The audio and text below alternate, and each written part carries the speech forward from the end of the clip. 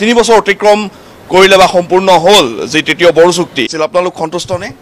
হয়, আজি আপুনি যি প্ৰশ্ন সুধিছে পোনপ্ৰথমে সন্তুষ্ট অসন্তুষ্টৰ কথা মই ক'বলৈ নাযাওঁ। মূল বিষয়টো আছিল যে 2020-27 চনেৰে যি বড়ো শান্তি চুক্তি হৈছিল কেন্দ্ৰীয় চৰকাৰ, অসম চৰকাৰ আৰু লগতে NDB 4টা ফৈদ, নিখিল বড়ো ছাত্ৰ সন্থা UBPO মুঠ 6টাকৈ সংগঠন এইটো 3 বছৰ অতিক্ৰম মানে হ'বলৈ গৈ আছে আৰু 4 বছৰত ভৰি দিব। অহা 2024 জানুৱাৰী 27 তাৰিখে সেইটো 4 বছৰ মানে 3 বছৰ অতিক্ৰম কৰিব। তো মূল বিষয়টো আছিল যে 2024 আগে আগে কেন্দ্ৰীয় চৰকাৰ ভাৰতৰ প্ৰধানমন্ত্ৰী নৰেন্দ্ৰ মোদী ডাঙৰীয়া, গৃহমন্ত্ৰী অমিত শ্বাহ ডাঙৰীয়া আৰু সেই সময়ত অসমৰ মুখ্যমন্ত্ৰী সৰ্বানন্দ সোণোৱাল ডাঙৰীয়া আৰু সেই সময়ত বিত্ত আৰু শিক্ষামন্ত্ৰী আজি মুখ্যমন্ত্ৰী সন্মানীয় ডক্টৰ হিমন্ত বিশ্ব শৰ্মা ডাঙৰীয়া তেওঁলোকে আমাক প্ৰতিশ্ৰুতি দিছিল, কমিটমেণ্ট দিছিল যে 24 আগে আগে বড়ো শান্তি চুক্তি সকলো দফা আখৰে আখৰে স্পীডি মেনাৰত ৰূপায়ণ কৰা হ'ব।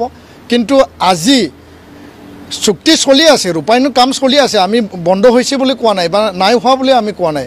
মূল কথাটো হ'ল যে সময়ত যোনটো ৰূপায়ণ হ'ব লাগিছিল বা সময়ত যোনটো শেষ হৈ যাব লাগিছিল সেই কামটো কিছু নহয় কিছু লেহেমীয়া আৰু পলম হোৱা আমি দেখিবলৈ পাইছোঁ।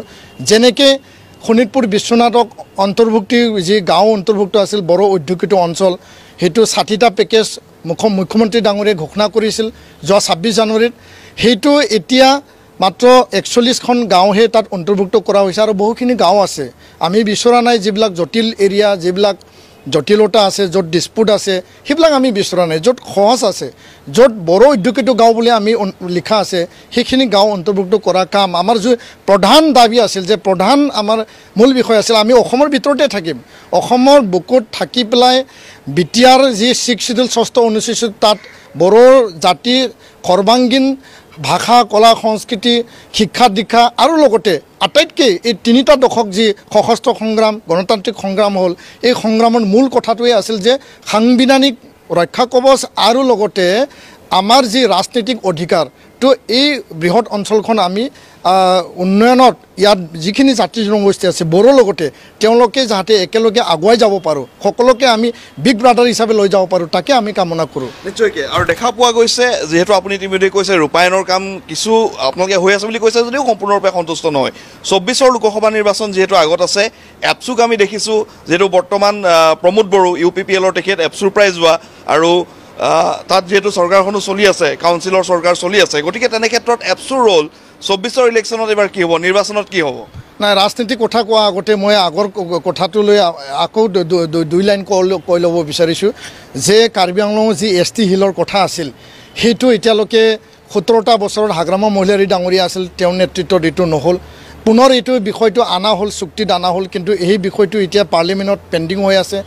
আৰ্টিকল 280 যোনটো এমেণ্ডমেণ্ট ডাইৰেক্ট ফাইনেন্সৰ কথা আছে, য'ত মানে এণ্টি ডিফেকশ্যন ল' যে মানে এটা বিটিআৰখন এটা উচ্চ পৰ্যায়ত এটা মানে অট'নমি, ফুল অট'নমি যি দিয়া কথা আছে যে within the state of Assam, সেই বিষয়বিলাক এতিয়াও মানে হ'বলৈ বহুতো বাকী আছে।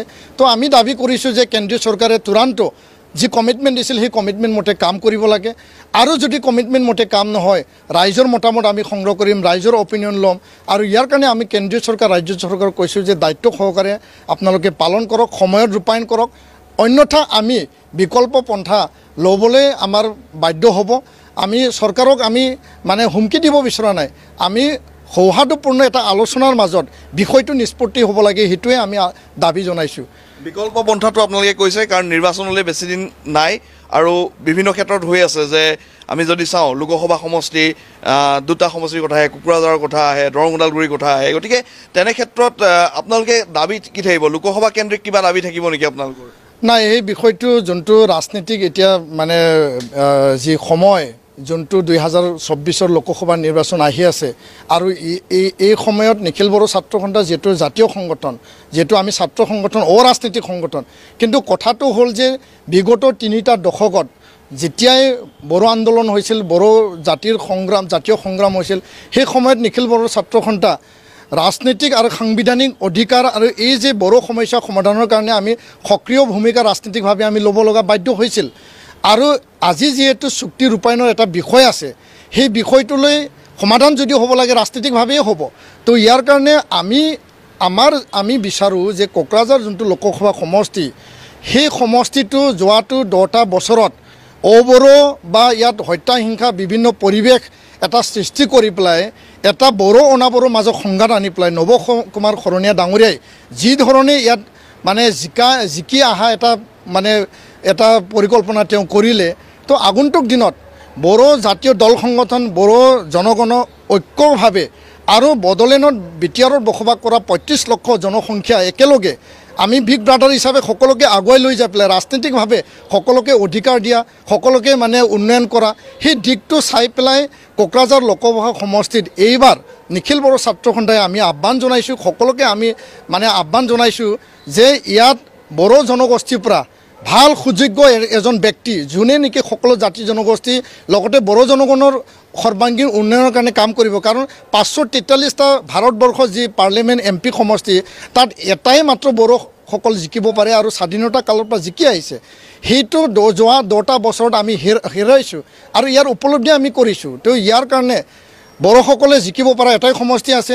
কেন্দ্ৰীয় চৰকাৰ ৰাজ্য চৰকাৰে এই ক্ষেত্ৰত বুজিব লাগিব, ৰাজনৈতিক দলবিলাকে বুজিব লাগিব আৰু বড়ো জাতীয় সংগ্ৰামৰ মাজত জন্ম লাভ কৰা তেনেকুৱা এটা দলৰ পৰা যোনে বিটিআৰ চুক্তি ৰূপায়ণ কৰিব, যোনে দায়িত্ব সহকাৰে কাম কৰিব, বিটিআৰৰ সৰ্বাংগীন উন্নয়নৰ কাৰণে কাম কৰিব। মই চিধাকৈ কৈছোঁ, বিটিআৰ চুক্তি যোনে দায়িত্ব সহকাৰে কাম কৰিব তেনে এজন ব্যক্তি, তেনে এটা দলকহে আমি সমৰ্থন কৰিম আৰু ইয়াৰ কাৰণে আমি বিবেচনা কৰিম।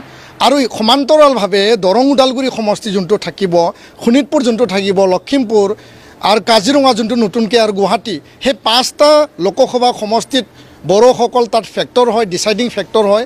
আৰু সেইটো আমি ইয়াত বাৰ্গেনিং কৰিহে আমি কাক সমৰ্থন কৰি কাক সমৰ্থন নকৰিম ইয়াৰ বিকল্প ব্যৱস্থা আমি ৰাখিম, সেই কথাটো আমি স্পষ্টকৈ কৈছোঁ। নিশ্চয়কৈ এয়া আছিলে দীপেন বড়ো ডাঙৰীয়া। আৰু ইতিমধ্যে তেখেতে কৈছে যে কেন্দ্ৰীয় চৰকাৰে চুক্তি ৰূপায়ণৰ যিটো বিষয় সেইটো 24ৰ আগতে ৰূপায়ণ কৰাৰ প্ৰতিশ্ৰুতি দিছিল। গোটেই বিষয়খিনি এতিয়াও আগবাঢ়িছে যদিও সম্পূৰ্ণৰূপে সমাধান হোৱা নাই। গতিকে তেওঁলোকে এই বিষয়টো বিচাৰিছে। আৰু আপোনাৰ নিশ্চয় ক'বলগীয়া কিবা আছে নেকি এই বিষয়টোত, বিশেষকৈ চৰকাৰৰ ফালৰ পৰা বা চৰকাৰৰ কিবা আপোনাৰ ক'বলগীয়া আছে? নাই, এই কথাটো মই স্পষ্টকৈ কৈছোঁ যে বিটিআৰ 6 শিডিউল BTC চুক্তি হৈছিল 2003-ত, 93-ত BSC চুক্তি হৈছিল, 2020-ত বিটিআৰ চুক্তি হৈছিল। তো এই বিটিআৰখন বড়োসকলে যি আকাংক্ষা যি এছপিৰেশ্যন আছিলে সেইটো আগত নিবৰ কাৰণেহে এইটো গঠন কৰা হৈছে। সমান্তৰালভাৱে ইয়াত জাতি জনগোষ্ঠী আছে, সকলোকে উন্নয়ন মাটি বাৰী সময়